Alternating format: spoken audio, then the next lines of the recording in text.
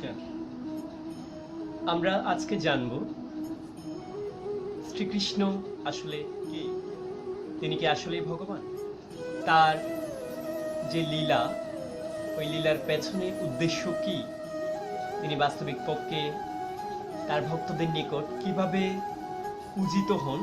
তিনি আসলে কে? আমরা প্রধানত আজকে এই বিষয়গুলো নিয়ে জানব।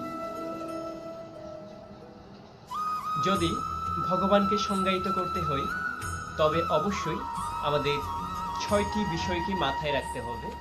পরাশর মুনি তিনি ভগবানের সংজ্ঞা দিতে গিয়ে মোট ৬টি বিষয়কে তুলে ধরেছেন। সেক্ষেত্রে প্রথম বিষয়টি হচ্ছে সমগ্র ঐশ্বর্য, অর্থাৎ সকল সম্পদ ভগবানের মধ্যে থাকার কথা।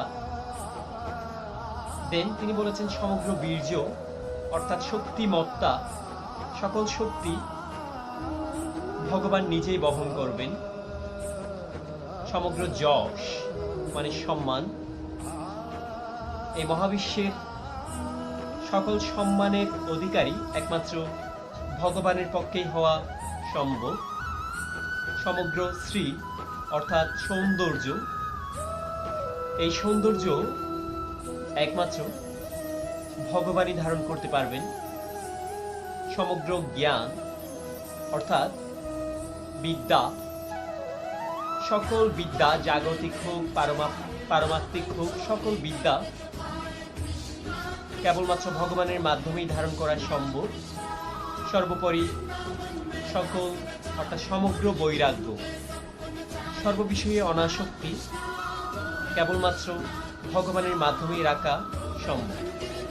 এই ৬টি গুণ যার আছে, যিনি এই ৬টি গুণকে ধারণ করতে পারেন, তাকেই শাস্ত্রানুযায়ী ভগবান বলা। ভগবান শ্রীকৃষ্ণ, এই যে ভগবান শব্দটি তার পাশে যুক্ত করা হয়েছে, এর কারণ তার নিজের মধ্যেও এই ৬টি গুণ বর্তমান আছে। তাই তিনি সকলের নিকট ভগবান বলে অভিহিত হন।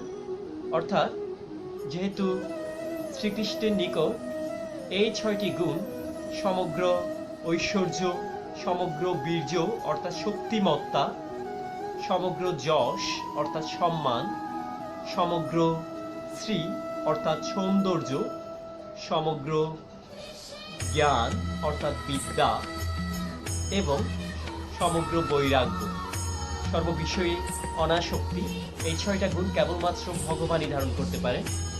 এই ৬টা গুণ কেবলমাত্র শ্রীকৃষ্ণই ধারণ করতে পারেন। তার জীবনী থেকে আমরা প্রধানত তাই জানতে পারি। তাই শ্রীকৃষ্ণকে ভগবান বলা হয়। তিনি সবার নিকট ভগবান বলেই অভিহিত হন, ভগবান হিসেবে পূজিত। ভগবান শ্রীকৃষ্ণের যদি আমরা শ্রীমদ্ ভগবদ্ গীতার কথা বিবেচনা করি তবে বলতে পারি যে আজ থেকে প্রায় ১২,৪০,০০,০০০ বছর পূর্বে ভগবান এই জ্ঞান সর্বপ্রথম সূর্যদেব বিবস্বানকে প্রদান করেছিলেন। এরপরে সূর্যদেব ওই জ্ঞান মানবজাতির জনক মনুকে প্রদান করেছিলেন। তারপরে গুরু শিষ্য পরম্পরায়, পিতা পুত্র পরম্পরায় এই জ্ঞান সময়ের সাথে সাথে যুগে যুগে এক প্রজন্ম থেকে অন্য প্রজন্মে স্থানান্তরিত হচ্ছিল। কিন্তু কালক্রমে এই জ্ঞান ধ্বংস হতে যাচ্ছিল, বিনষ্ট হতে যাচ্ছিল, সকলের নিকট বিস্মৃত হতে যাচ্ছিল। ঠিক তখন ভগবান শ্রীকৃষ্ণ পুনরায় ওই জ্ঞান প্রদান করেছিলেন তার সবচেয়ে প্রিয় শিষ্য, সখা, ভক্ত অর্জুনকে। আজ থেকে প্রায় ৫,০০০ বছর পূর্বে সেই ধর্মক্ষেত্র নামে অভিহিত কুরুক্ষেত্রের প্রাঙ্গণে ভগবান শ্রীকৃষ্ণ অর্জুনের দেহাত্মবুদ্ধিগ্রস্ত যে মোহ, ওই মোহকে ভাঙার জন্যে তিনি শ্রীমদ্ ভগবদ্ গীতার জ্ঞান পুনরায় অর্জুনকে দান করেছিলেন। যদা যদা হি ধর্মস্য গ্লানির্ভবতি ভারত অভ্যুত্থানম ধর্মস্য তদাত্মানং সৃজাম্যহম পরিত্রাণায় সাধুনাং বিনাশায় চ দুষ্কৃতাম ধর্ম সংস্থাপনার্থায় সম্ভবামি যুগে যুগে। এই শ্লোকটি শ্রীমদ্ ভগবদ গীতার 4th অধ্যায় তথা জ্ঞানযোগের অন্তর্ভুক্ত। এই শ্লোকের মাধ্যমে ভগবান অর্জুনকে বোঝাতে চেষ্টা করছিলেন যে যখনই পৃথিবীতে অধর্ম বৃদ্ধি পায়, অর্থাৎ এই মহাবিশ্বে যখনই ঘোর পাপাচার প্রবেশ করে, ঠিক তখনই ভগবান দুষ্টের দমন, শিষ্টের পালন, সর্বোপরি ধর্মের সংস্থাপনা করার জন্য পৃথিবীতে অবতীর্ণ হন। আর এর মাধ্যমে তিনি বাস্তবিক পক্ষে এই জগতে ধর্মের পুনঃস্থাপনা ঘটান। ঠিক যা আমরা দেখতে পেয়েছিলাম সেই কুরুক্ষেত্রের যুদ্ধে, ওইখানে প্রকৃতপক্ষে ভগবান শ্রীকৃষ্ণই ছিলেন। তিনি যখন তার বিশ্বরূপ প্রদর্শন করেছিলেন অর্জুনের নিকট, যা ছিল অত্যন্ত গোপনীয়, ওই বিশ্বরূপ দর্শনের মাধ্যমে অর্জুন নিজেও পরবর্তীতে বুঝতে পেরেছিলেন যে শ্রীকৃষ্ণ সাধারণ কেউ নন, তিনি আসলেই ভগবান। ওই ভগবান কর্তৃক যে প্রণীত নিয়ম তথা ধর্মের নিয়ম, এই ধর্মের নিয়ম গ্রহণ করে পাণ্ডবরা সেই ধর্মযুদ্ধে নিজেদের জয়ী করেছিল।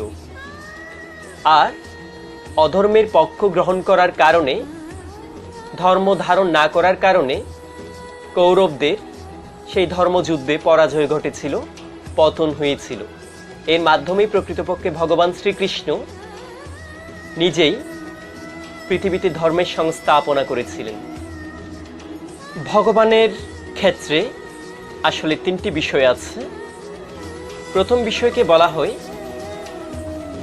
ব্রহ্মজ্যোতি, পরের বিষয়কে বলা হয় পরমাত্মা, আর তৃতীয় এবং সর্বশেষ বিষয়কে বলা হয় ভগবান। এই ভগবান হচ্ছে সব কিছুর চরম এবং পরম রূপ। অর্থাৎ আমরা যখন সূর্যের আলোকে অনুভব করি তখন তা হয় আমাদের নিকট ব্রহ্মজ্যোতি।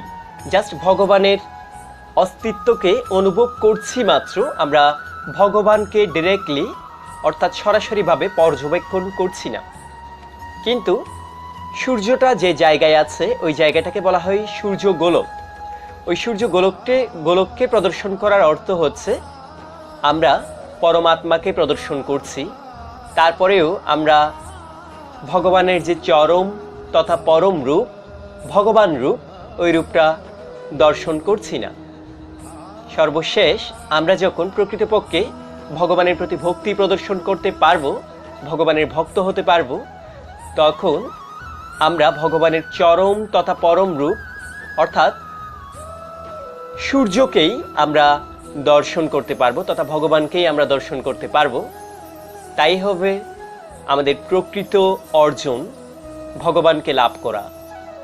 তাই হবে আমাদের প্রকৃত মুক্তির পথ, এই জন্ম মৃত্যু জরা ব্যাধিময় ভবচক্র থেকে উদ্ধার পাওয়ার পথ। ভগবানকে পাওয়ার জন্য অনেক পথ আছে, তার মধ্যে প্রধান 4টি পথ হচ্ছে শ্রীমদ্ ভগবদ গীতায় ভগবান শ্রীকৃষ্ণ নিজেই নির্দেশ দিয়েছেন। ওই 4টি পথের প্রথমটা হচ্ছে কর্মযোগ, দ্বিতীয়টি হচ্ছে জ্ঞান যোগ, তৃতীয়টি হচ্ছে ধ্যান যোগ, আর চতুর্থটি হচ্ছে ভক্তি যোগ। কেউ যদি কর্মযোগের অনুশীলন করেন তবে তিনি ওই যে জাস্ট সকাম কর্মীদের মতন অবস্থা প্রাপ্ত করতে পারেন, এর বেশি কিছু প্রাপ্ত করার সুযোগ নেই। তিনি প্রকৃতপক্ষে ভগবান থেকে বিচ্যুত হয়ে যাবেন। সর্বশেষ দিকে গিয়ে তিনি চেষ্টা করা সত্ত্বেও প্রকৃতপক্ষে খুব কষ্টে সফল হতে পারবেন, সহজে সফল হতে পারবেন না। আবার জ্ঞানযোগীদের ক্ষেত্রে যদি বলতে হয়, ওই যে আমি বলেছি অলরেডি যে ব্রহ্মজ্যোতি নিরাকার, এতটুকু পর্যন্ত জ্ঞানযোগীরা যেতে পারেন। সেক্ষেত্রে ভগবান তাদের আরও একটি সুযোগ দান করেন, পরবর্তী জন্মে গিয়ে ভগবান নিজেই উল্লেখ করে দিয়েছেন। সেক্ষেত্রে তারা পরবর্তী জন্মে কোনো ব্রাহ্মণ পরিবারে কিংবা কোনো সম্ভ্রান্ত পরিবারে জন্মগ্রহণ করার সুযোগ পান, যাতে করে তারা নিজেদের অসম্পূর্ণ কাজকে পুনরায় সম্পূর্ণ করার সুযোগ প্রাপ্ত করতে পারেন। এরপর যদি আমি বলি ধ্যান যোগী কিংবা অষ্টাঙ্গ যোগী, তাদের ক্ষেত্রে যে বিষয়টা দাঁড়ায়, তারা আসলে পরমাত্মাকে অর্জন করতে পারেন, ঠিক আছে, কিন্তু ভগবানের যে চরম এবং পরম রূপ তথা ভগবান রূপ, ওই রূপকে শেষ পর্যন্ত অর্জন করতে পারেন না। সর্বশেষ যদি আমি বলি ভক্তি যোগীদের কথা, এই ভক্তি যোগ সবচেয়ে উৎকৃষ্ট মাধ্যম ভগবানকে লাভ করার জন্য। তাই কেউ যদি এই পথ অনুসরণ করেন, তবে তিনি সরাসরিভাবেই ভগবানের দামে নিজেকে উত্তীর্ণ করতে পারবেন, তিনি সরাসরিভাবেই ভগবানকে অর্জন করতে পারবেন।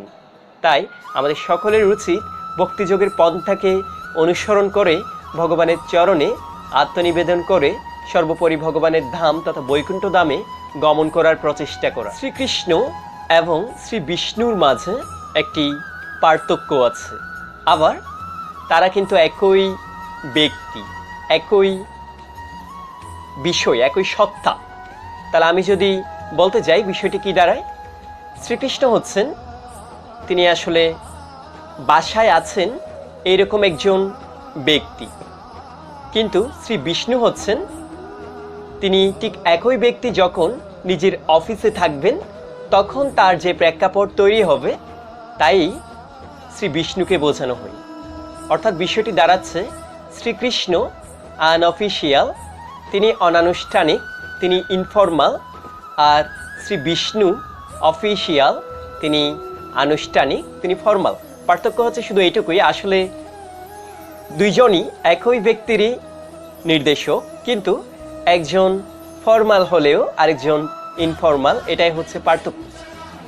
অর্থাৎ জজ সাহেব যখন নিজ বাসায় থাকেন তখন তিনি শ্রীকৃষ্ণ, আবার জজ সাহেব যখন আদালতে থাকেন তখন তিনি শ্রী বিষ্ণু। তার মানে একই ব্যক্তির দুটা ভিন্ন স্থানের রূপকে বোঝানো হয়েছে। ঠিক একইভাবে শ্রীকৃষ্ণ এবং শ্রী বিষ্ণুর মধ্যেও পার্থক্য সমরূপ। শ্রীমদ্ ভগবদ্ গীতার সর্বশেষ অধ্যায় অর্থাৎ অষ্টাদশ অধ্যায়ের মুখ্য যোগে একটি শ্লোক আছে, বলা হয়েছে যে সর্বধর্মান পরিত্যজ্য মামেকং শরণং ব্রজ। অর্থাৎ ভগবান শ্রীকৃষ্ণ অর্জুনকে বলেছেন যে তিনি বোঝাচ্ছিলেন তুমি সব ধর্ম ত্যাগ করে কেবল আমার শরণাগত হও। অর্থাৎ ভগবান শ্রীকৃষ্ণ অর্জুনকে বলছেন যে তুমি সব ধর্ম পরিত্যাগ করো, তোমার পাপ পূর্ণ লাভ ক্ষতি কোনো কিছুর বিবেচনা করতে হবে না। সেক্ষেত্রে তিনি ফাইনালি গিয়ে ওইটা বলছেন অর্জুনকে যে তুমি কেবল আমার শরণাগত হও, যা বিবেচনা করার তা আমিই করব, তা আমিই দেখব, তোমার সেক্ষেত্রে কোনো কিছু বিবেচনা করার দরকার নেই, তুমি কেবল আমার কথা অনুযায়ী কাজ করে যাও, আমার শরণাগত হও। আর এই শ্লোকটি হচ্ছে প্রকৃতপক্ষে শ্রীমদ্ ভগবদ্ গীতার সবচেয়ে ইম্পর্টেন্ট, সবচেয়ে গুরুত্বপূর্ণ শ্লোক, যে আমাদের সর্বক্ষেত্রে প্রকৃতপক্ষে ভগবানের শরণাগত হওয়া উচিত। নমস্কার।